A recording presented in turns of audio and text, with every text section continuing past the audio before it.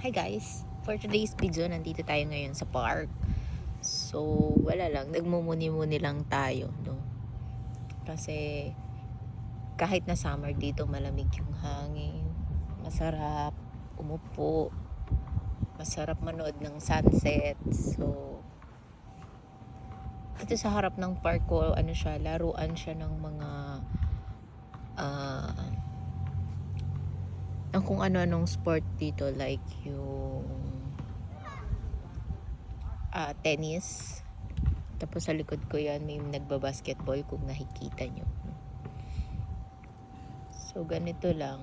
Ano na pala ng gabi dito, 8:00 na ng gabi, pero maliwanag pa din. Pag summer talaga guys,